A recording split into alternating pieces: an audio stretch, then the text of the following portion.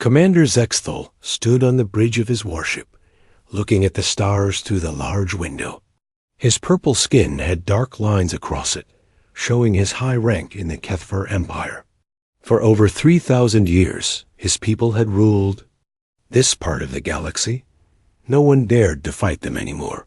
"Commander," called his second officer, turning from his control panel. "We are getting close to the strange object our scouts found." Zexthal walked over to look at the screen. There, floating in the darkness of space, was a ship unlike anything he had ever seen. It was huge, maybe twice the size of his own warship. The metal was a dull gray color, and strange symbols covered its surface. "How long has it been there?" he asked. "Our best guess is thousands of years, sir. Maybe even longer. It shows no signs of life. No heat, no power, nothing." The ship looked dead, ancient. Zexthal had seen many dead ships in his long career, but this one felt different. The design was strange. The metal looked smooth in some places and rough in others. The symbols on the side made no sense to any of their language experts. Any idea who built it? Zexthal asked his science officer, a thin female with bright yellow eyes, spoke up. "We think it might be from the old stories, Commander. The legends speak of a race called humans who disappeared long ago." Zexthal had heard these stories as a child. His grandmother used to tell him about strange beings who looked almost like the Kethvar, but had pale skin and weird hair on their heads. The stories said they appeared in the galaxy for a short time and then vanished without a trace. "Those are just old tales," Zexthal said, but his voice was not as sure as his words. "Maybe, sir. But this ship does not match any known species in our records. And the metal. Our scanners cannot identify what it is made of." Zexthal stared at the mysterious ship. It hung there in space, like a sleeping giant. No lights, no movement, nothing to show that anyone was inside. But something about it made him feel uneasy. Far away, on the Kethvar home world, Admiral Vexkoth received the report about the strange ship. He was much older than Zexthal, with scars covering his purple skin from many battles. He had fought in the great wars that made the Kethvar the rulers of 17 different worlds. "A human ship?" he said, reading the report. "Impossible. Humans are just stories." But the pictures of the ship made him think. The design was too different, too advanced for any species he knew. And the Kethvar knew every species in this part of the galaxy. They had either made them slaves or destroyed them. "Send more ships," he ordered. "I want that vessel studied. If there is any technology we can use, I want it." The Admiral did not believe in the human stories, but he did believe in taking anything that might make his empire stronger. Unknown technology meant new weapons, new ways to control other worlds. Back at the mysterious ship, more Kethva vessels arrived. Soon there were 12 warships surrounding the silent craft. Scientists and soldiers prepared to board it and see what secrets it held. Dr. Nexval, the fleet's chief scientist, studied the readings from his instruments. "The ship appears to be completely dead," he reported. "No power, no life signs, no radiation. It is as cold as the space around it." But Dr. Nexval was wrong about one thing.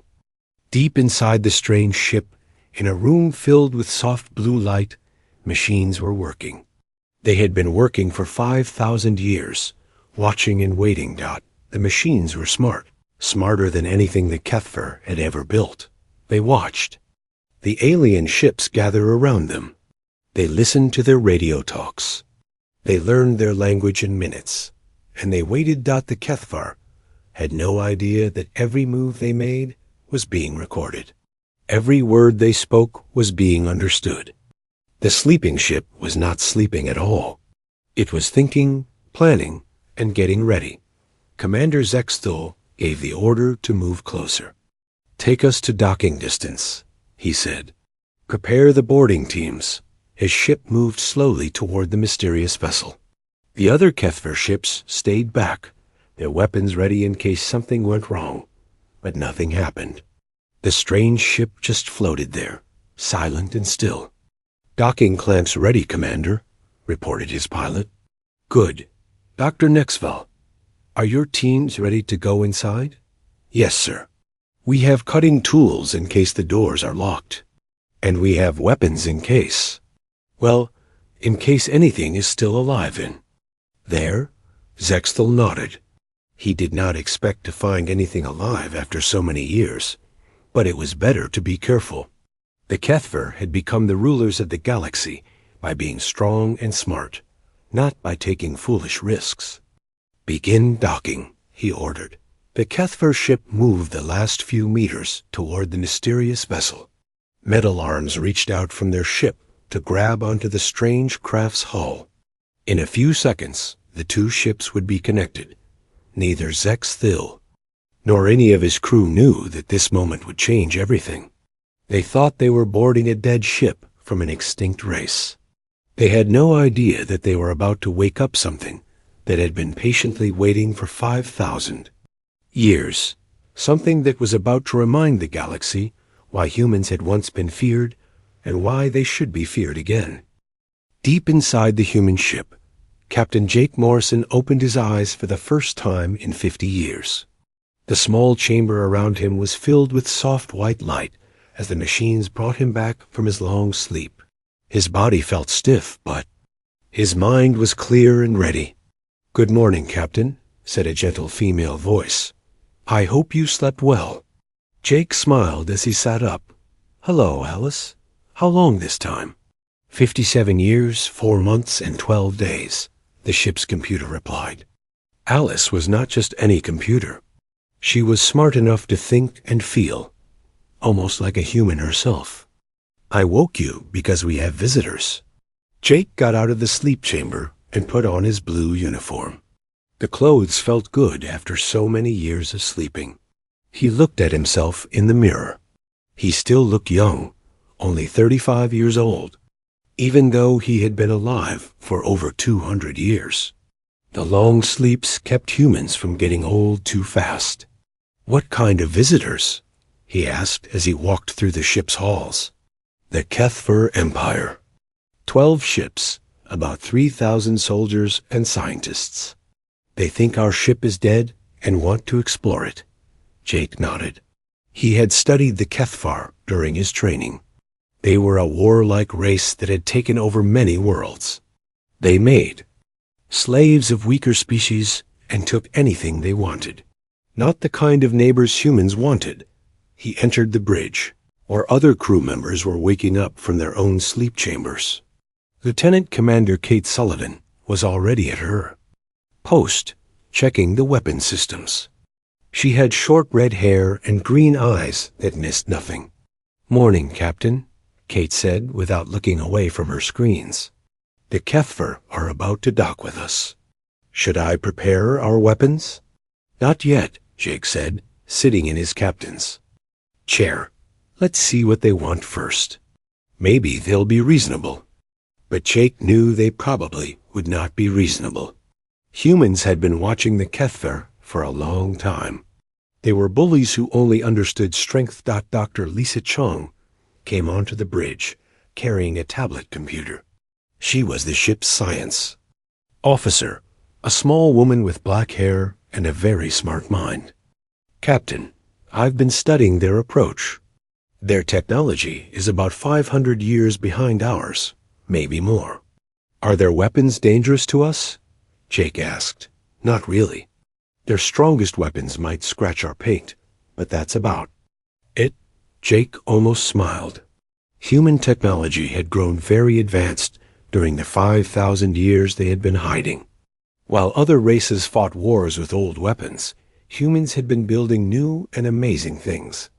Commander Ryan Blake walked over from the communications area. He was tall and thin, with brown hair and a calm voice that made people trust him. "Captain, I'm listening to their radio talks. They think we're an ancient ship from a dead race." "Do they know about humans?" Jake asked. "Only old stories." "They Don't believe we're real. Jake looked at the main screen, which showed the Kethver ships getting closer. Soon they would try to dock with the human ship. Once they touched the hull, there would be no hiding anymore. For 5,000 years, humanity had stayed hidden. After they first left Earth, they had spread across the galaxy quietly. They built secret colonies on hidden worlds. They watched other races and learned about them, but they never showed themselves. This was the plan. Watch and wait. Learn about the galaxy and its dangers. Build up their strength and technology. Only reveal themselves when they were ready to protect their people and their friends. Jake thought the time had come. Alice, wake up the rest of the crew, he ordered. Full battle stations, but keep our weapons powered down. I don't want to scare them yet. All around the ship, more humans woke up from their long sleep. Engineers, soldiers, scientists, and doctors. Each person had a job to do, and they all knew it well. This was what they had trained for. Lieutenant Commander Kate Sullivan studied her weapon controls. The human ship carried weapons that could destroy entire fleets, but they were built for defense, not attack. Humans had learned long ago that the best way to keep peace was to be strong enough that no one wanted to fight you. Captain, she said, if these Kethvar are as bad as our reports say, shouldn't we just send them away now? Jake thought about this. The reports were very bad. The Kethvar had destroyed 3 different species completely. They had made slaves of millions of beings. They strip-mined planets until nothing was left alive. But Jake also knew that humans tried to be fair. Maybe these Kethvar could change. Maybe they would listen to reason. We'll give them one chance, he decided. If they're smart, they'll take it. Dr. Lisa Chong looked worried. Captain, our hidden colonies are not ready for war. If the Kethvar find them they won't, Jake said firmly. That's why we're here. That's why all the Sentinel ships are here. To make sure our people stay safe. The human ship USS Defiance was one of 50 such ships spread across the galaxy. Each one watched a different area of space. Each one was ready to protect human colonies from any threat. For 5,000 years, they had done their job perfectly. Ryan. Blake's voice cut through the bridge. Captain, they're about to dock. The lead ship is extending its docking arms. Jake stood up and straightened his uniform. After 5,000 years of hiding, humanity was about to reveal itself to the galaxy. He hoped it would go peacefully, but if it did not, the Kethvar were about to learn why humans had stayed hidden for so long. Not because they were weak, but because they were so strong that showing themselves would have been unfair to everyone else. All stations ready, Captain, Kate reported. Jake nodded. Then let's say hello to our new neighbors. The moment the Kethvar docking clamps touched the hull of the human ship, everything changed. Commander Zexthel was watching his crew prepare to board the mysterious vessel, when suddenly every alarm on his ship started screaming at once. Red. Lights flashed everywhere. His crew members shouted in panic as their control panels went crazy. What is happening? Zexthel yelled over the noise. His science officer was staring at his instruments with wide, frightened eyes. Commander, the ship ... It's alive. It just came online. Energy readings are off our scales. On the human ship, Captain Jake Morrison watched calmly as every system activated at once. The bridge filled with soft blue light as computers, weapons, engines, and shields all powered up together. It was beautiful and terrifying at the same time. Full power achieved, Alice announced in her gentle voice. All systems operating at 100%. The Kethvar seemed surprised. Dr. Lisa Chong laughed as she watched her science screens. Their instruments just got the shock of their lives. Look at this energy reading, Captain. To them, we must look like a small star just turned on. The Kethvar ship Dread Talon shook as every warning system tried to work at once. Sparks flew from control panels. Several crew members fell down as the ship's systems overloaded from trying to scan the human vessel. "Disconnect the docking clamps," Zexthil ordered.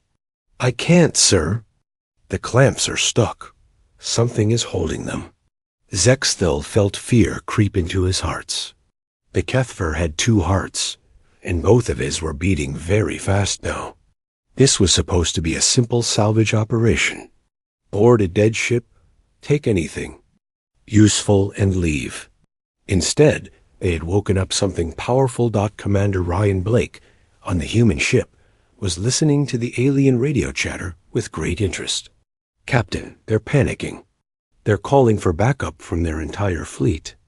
"How many ships?" Jake asked. "Their messages mention the Grand Armada. That's their main battle fleet. According to our records, that's over 300 warships." Lieutenant Commander Kate Sullivan looked up from her weapons station. "Captain, should I prepare for battle?" "Not yet. Let's see what they do first." But Jake already knew what they would do.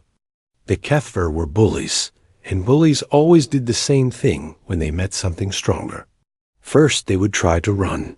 Then they would come back with more friends and try to fight. On the Kethver ship, Dr. Nexfall was trying to make sense of his readings. "Commander, this energy signature. It's impossible. No ship this size should be able to generate this much power." "What kind of power?" Zexthil asked, though he was afraid to hear the answer. "Sir, if my instruments are correct, this ship has more power than our entire home fleet." "Maybe more than all our ships combined." Zexthil felt sick. The Kethver Empire had become powerful by being the strongest. Their ships had the best weapons and the thickest armor. No one could stand against them in battle. But this one ship seemed to have more power than everything they had built. "Send a message to Admiral Vexkoth," he ordered. "Tell him we need the entire armada here immediately. And tell him the human legends might be true. Hours passed. The Kethver ship remained docked to the human vessel, unable to break free. More and more Kethver ships arrived until the space around. The Defiance was filled with warships. They came in groups of 10 and 20, until the entire Grand Armada surrounded the single human ship. Admiral Vexkoth arrived on his massive flagship, a ship so large it could carry 50 smaller vessels inside it. He was old and mean, with battle scars covering his purple skin. He had never lost a fight in his long life.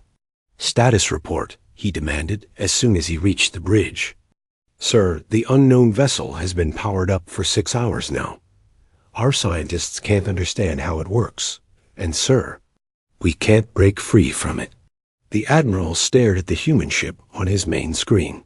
It didn't look like much, just a gray metal vessel floating in space. But his instruments told a different story. This ship had enough power to light up an entire planet. "Have you tried to communicate with them?" "Yes, sir." No response. "They're just waiting."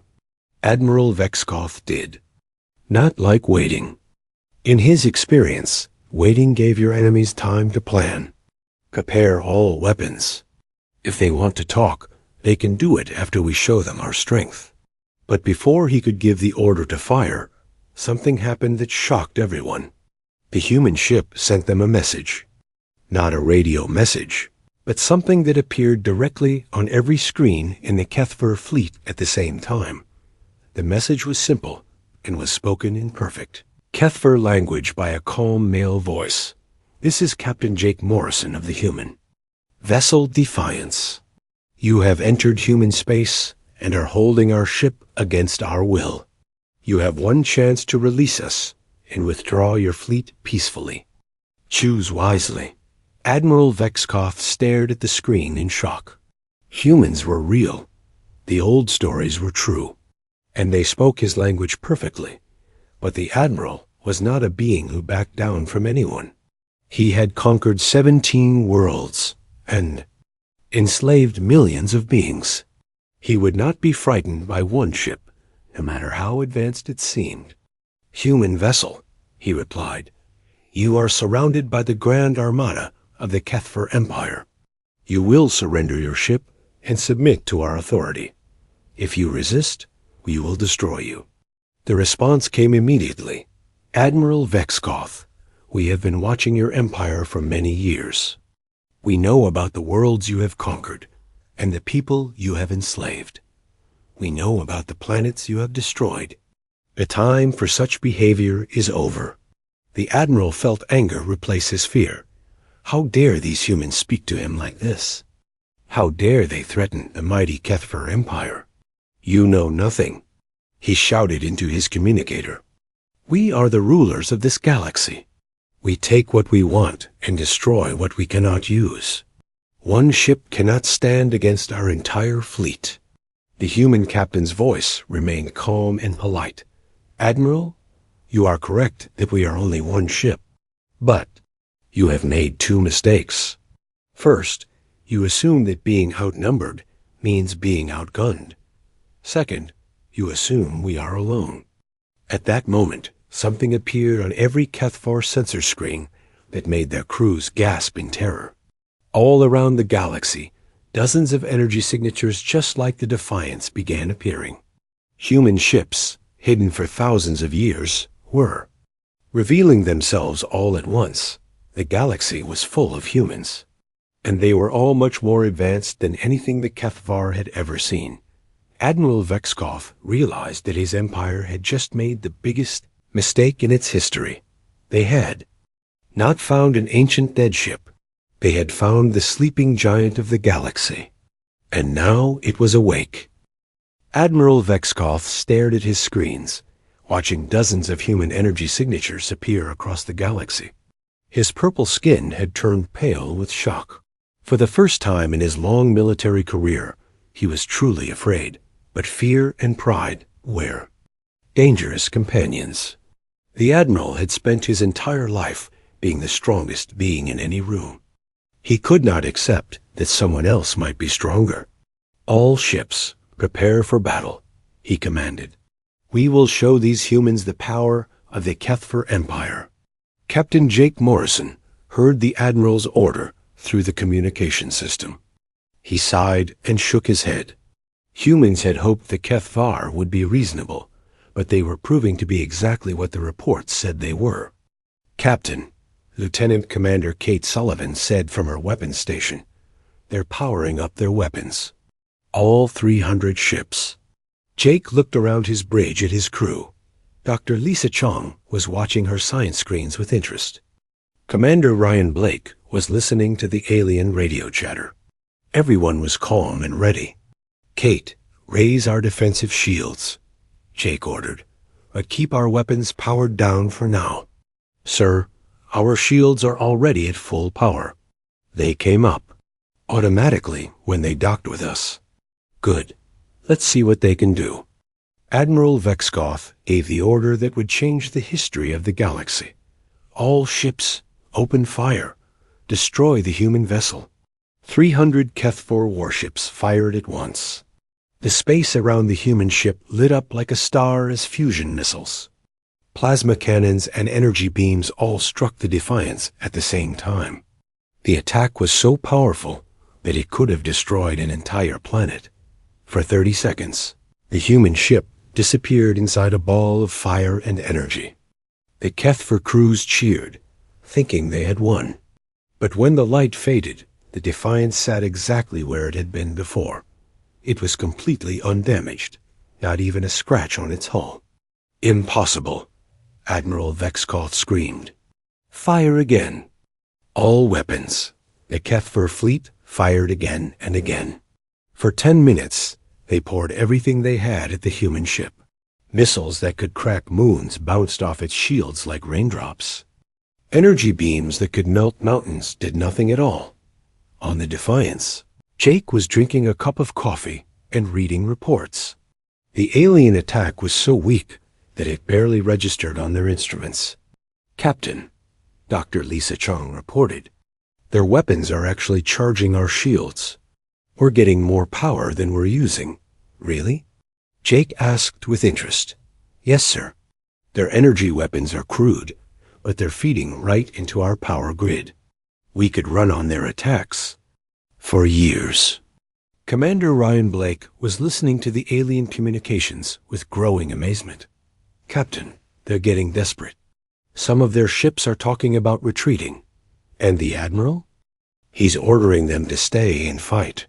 He says the honor of the Empire is at stake. Jake set down his coffee cup and stood up. He had given the Kethver every chance to be reasonable. They had chosen violence instead. Now they needed to learn what happened when you attacked humanity. Kate, lock onto the asteroid field between us and their flagship. Locked on, sir. Fire. One warning shot. Low power. I want to get their attention, not hurt anyone. Commander Alex Turner, the ship's weapons officer, pressed a single button on his control panel. A beam of pure energy shot out from the Defiance and struck a large asteroid about halfway between the human ship and the Kethver fleet. The asteroid simply disappeared. Not exploded, not broken apart, but completely gone. Where there had been a rock the size of a small mountain, there was now only empty space that every Kethver ship stopped firing at once. Their crews stared in shock at where the asteroid had been.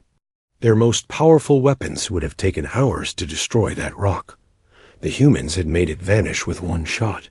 This is Captain Morrison. Jake's voice came over every Kethver. Communication system. That was a demonstration.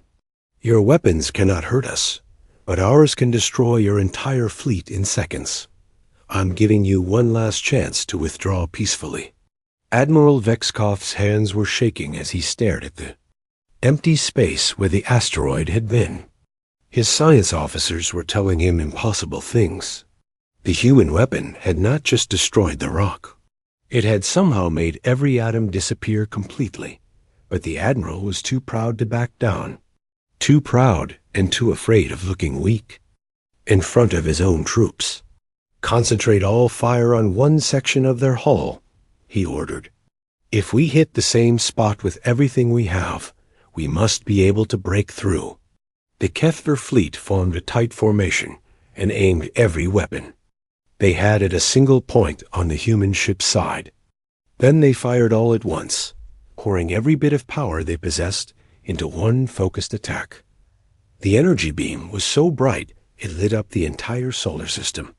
Space itself seemed to bend around the concentrated firepower. It was the most powerful attack the Kethver had ever launched. When the light faded, the human ship was still there, still undamaged, still waiting patiently. Jake Morrison's patience finally ran out. Kate, I want you to disable their fleet. All of them. But I don't want anyone hurt. Understood, Captain. Surgical strikes only. Lieutenant Commander Kate Sullivan's fingers moved across her control panel like a musician playing a beautiful song. The Defiance's weapons systems came online for the first time, targeting every Kethver ship at once. What happened next took exactly 12 seconds. Beams of energy shot out from the human ship, but these were different from the one that had destroyed the asteroid. These beams were precise and controlled. They struck the engine sections of every Kethver vessel simultaneously. The alien ships didn't explode. They just stopped. Their engines went dark. Their weapons powered down. Their life support systems kept working, but everything else shut off completely. In 12 seconds, the entire Grand Armada of the Kethver Empire became helpless. 300 warships floated dead in space, unable to move or fight. Not a single alien had been killed. Not one ship had been destroyed. But the most powerful fleet in the galaxy had been defeated by one human vessel without even trying hard. Admiral Vexkoff sat in his command chair, staring at his dark control screens. His mighty flagship was as powerless as a child's toy. Around him, his crew stood in shocked silence. Admiral, his communication officer whispered, "The humans are sending another message." Jake Morrison's voice filled the bridge of every disabled HFY ship. "This is the price of aggression. Your fleet has been disabled, but your crews are safe. You will be towed back to your territory and released. But remember this day. Remember what happened when you attacked those who wished you no harm." The Admiral finally understood. The humans could have destroyed his entire fleet as easily as they had disabled it. They could have killed everyone, but they had chosen mercy instead. "Tell me," the Admiral asked his science officer quietly, "how many more ships like this do the humans have?" The science officer checked his instruments with shaking hands. "Sir, our sensors are detecting similar energy signatures all across the galaxy. We count at least 50 ships identical to this one, maybe more." Admiral Vexkov closed his eyes. The HFY Empire, which had thought itself the ruler of the galaxy, had just learned they were nothing compared to the sleeping giant they had awakened. The humans were back, and the galaxy would never be the same. 3 days after the battle, the disabled HFY fleet floated helplessly in space. Their ships had no power except for life support and basic communications. The humans had been very precise in their attack, leaving the aliens alive but completely unable to fight or escape. Admiral Vexkov sat in his dark command center, thinking about what had happened. His great fleet, the pride of the HFY Empire, had been defeated in 12 seconds by a single human ship. It was the most complete defeat in the history of his people. Captain Jake Morrison stood on the bridge of the Defiance, watching the alien ships on his main screen. He felt no joy in the victory. Humans did not like to fight, even when they had to. But sometimes, fighting was the only way to protect innocent people. "Captain," Commander Ryan Blake reported, "we're receiving messages from all over the galaxy. Other species heard about what happened here." "What kind of messages?" Jake asked. "Many of them are from the races that the HFY enslaved. They want to know if humanity will help free them." Jake nodded. This was what he had expected. For thousands of years, the HFY had bullied smaller species. Now that someone had stood up to the bullies, the victims wanted help. Dr. Lisa Chong looked up from her science station. "Captain, I'm also detecting ships from other empires heading this way. The Zephyrians, the Hegemony, the Trade Federation. Everyone wants to see what happened to the HFY." "Are they friendly?" Jake asked. "Unknown. But they're all keeping their distance, and their weapons powered down." Lieutenant Commander Kate Sullivan checked her defensive systems. "Sir, should I prepare for more trouble?" "I don't think we'll need it," Jake said. "Word travels fast in space. By now, everyone in the galaxy knows what happened here." He was right. Across the galaxy, the news was spreading like wildfire. The mighty HFY Empire had been defeated by a single human ship. Races that had lived in fear for thousands of years were starting to hope again. On the HFY homeworld, the news caused panic. The ruling council met in emergency session, trying to understand what had happened. How could their greatest fleet be defeated so easily? What did this mean for their empire? "We must negotiate," said Counselor Zarthik, an old female with wise eyes. "If the humans are this powerful, we cannot fight them."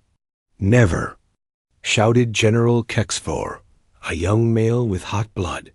"The HFY bow to no one. We will build more ships, better weapons." "With what?" Zarthik asked calmly. "Our best weapons did nothing to them. Our strongest shields would be like paper. To their attack, face the truth, General. We have met a superior species." Back in space, Admiral Vexkov received a communication from his homeworld. The ruling council wanted him to open talks with the humans.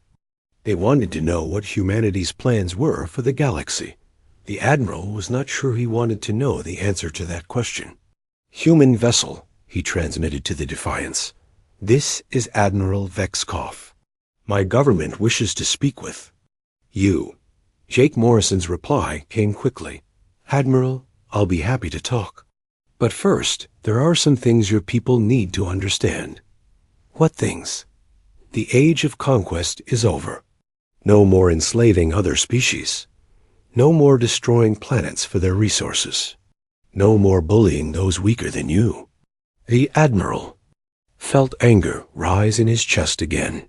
You cannot tell the Kethfer how to live. We have ruled this part of the galaxy for thousands of years. And look what that rule has brought, Jake replied, his voice sad but firm. 17 enslaved species, 12 dead worlds, millions of beings suffering under your empire. That ends. Now? And if we refuse? There was a pause before Jake answered. When he spoke again, his voice was harder than steel. Then you will join the dead worlds you created. Admiral Vexkoth felt a chill run through his body. The human was not making an empty threat. He had the power to back up his words. What do? You want from us? The Admiral asked quietly. Free the enslaved species. Pay back what you can for the damage you've caused. Join the galaxy as partners, not conquerors. It's not a hard choice, Admiral.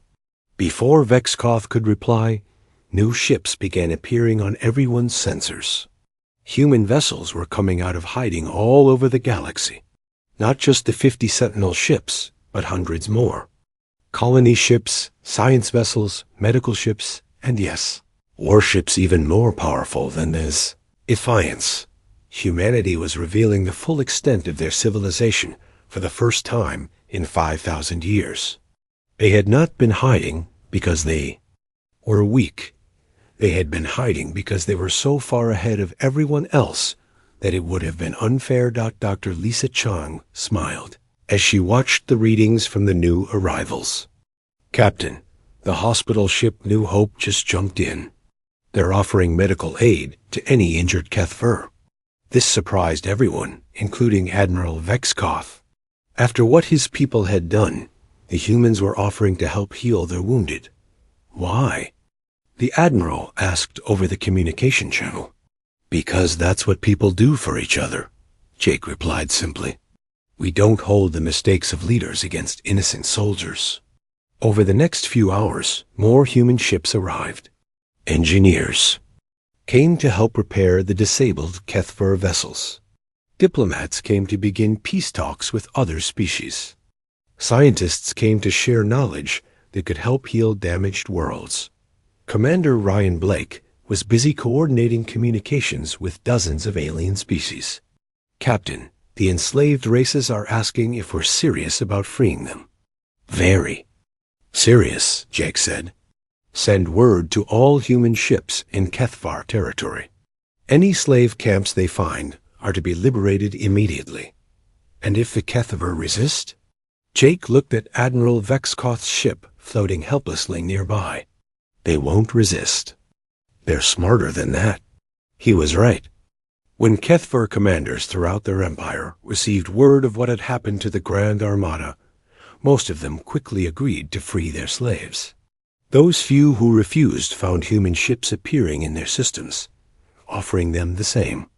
Choice their admiral had been given. None of them chose to fight. Within a week, the Kethvar Empire, as it had existed, was gone. Not destroyed, but transformed. The species was still alive and free, but they were no longer conquerors. They were just one more race among many in a galaxy that was rapidly changing. The other major powers watched and learned. The Zephyrian Republic immediately sent messages of friendship to humanity. The Trade Federation offered economic partnerships. Even the warlike hegemony decided that peace might be more profitable than conquest. Admiral Vexkoth stood in the docking bay of a human ship for the first time in his life.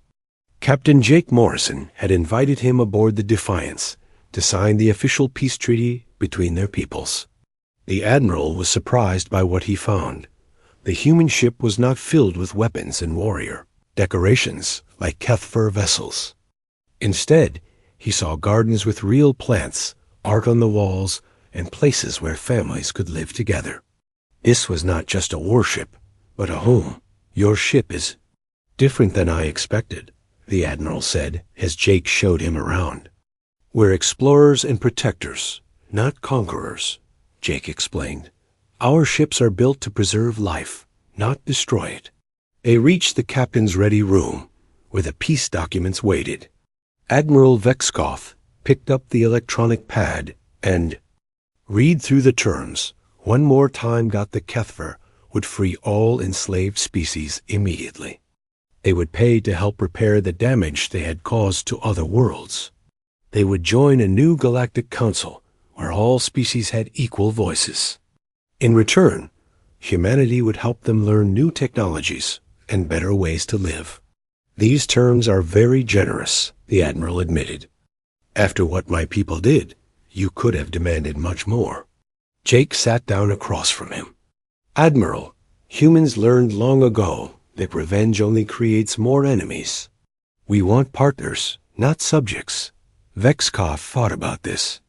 In his culture, the strong took everything from the weak. But humans seem to believe that helping others made everyone stronger.